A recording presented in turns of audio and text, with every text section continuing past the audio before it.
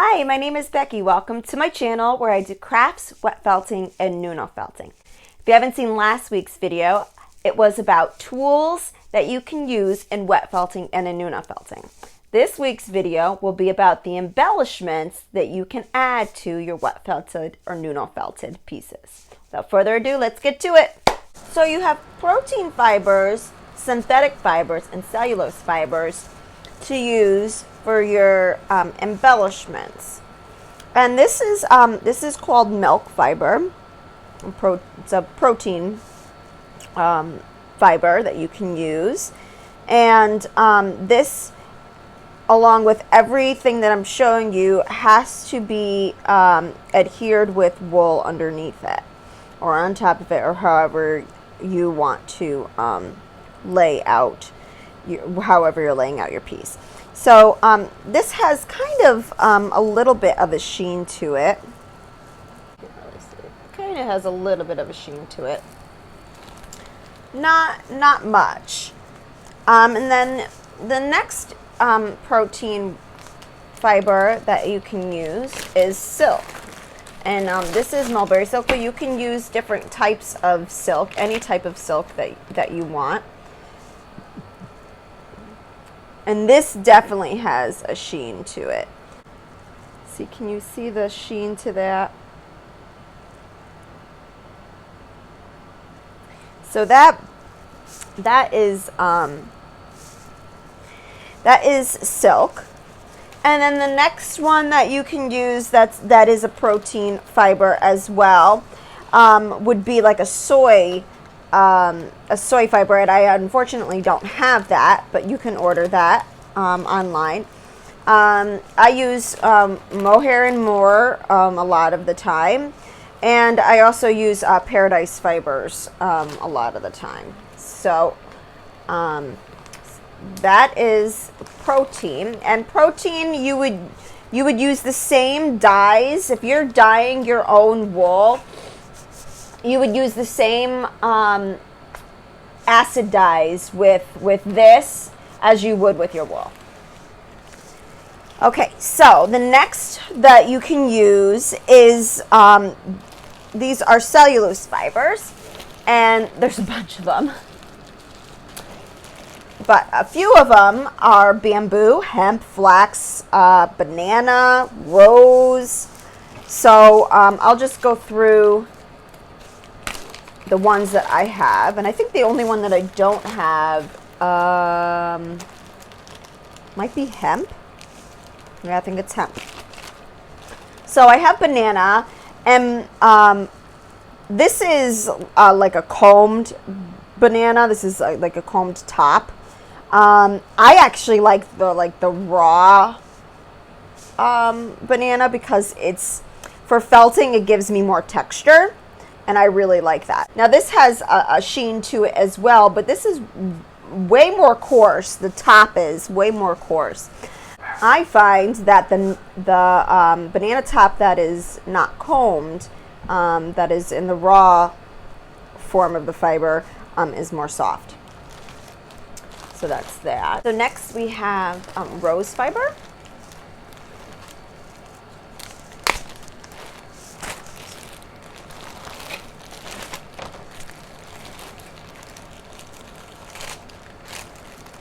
Rose fiber is soft too. It has a slight sheen to it. It's more fluffier, let's say, than the banana. So there's that one. The next one is bamboo. And this one was much more readily available when I first started felting, but since then there has been just so much available. This has a sheen to it. Let's see if I can show you. See, that's got a sheen to it. Definitely not as much as silk, but it's definitely has a sheen to it. And it's super, super soft. And bamboo, I feel like it just dyes beautifully.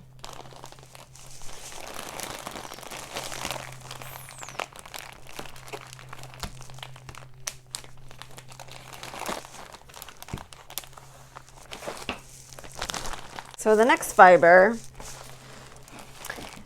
is flax.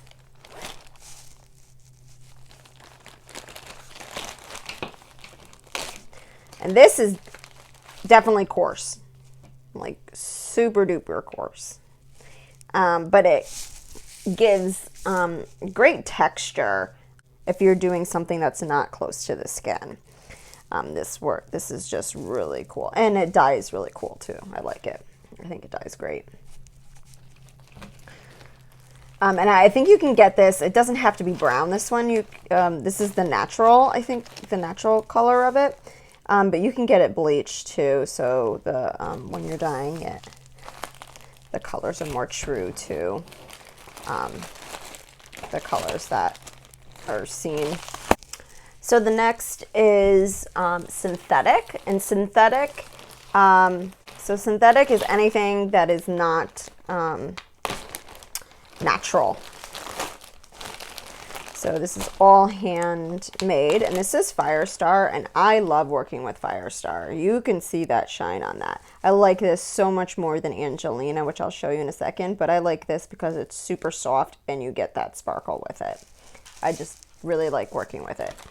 It can be a little bit harder to dye, I find anyways. So that is Firestar. Okay, then we have here Tencel.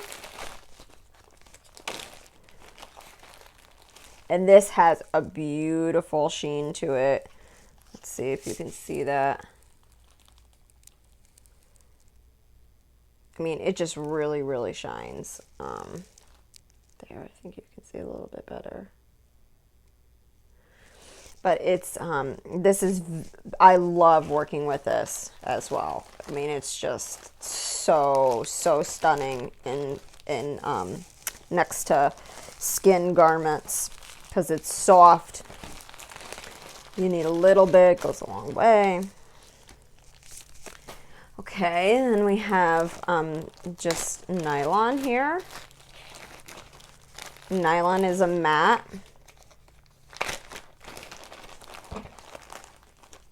It almost has like a cotton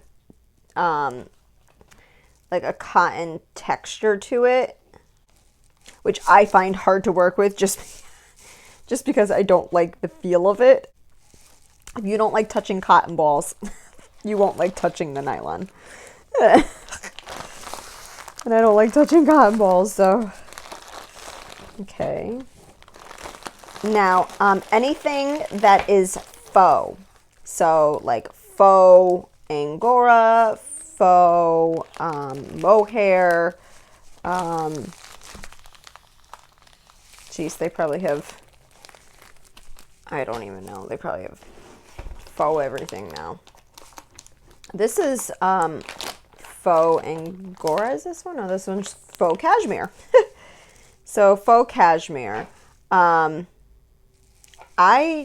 hardly use this unless I'm working on like something that's for like a baby or something like that, because it's easier to wear because they might have allergies or something like that. So the cashmere, it feels like luxurious cashmere. It's really, really, really soft.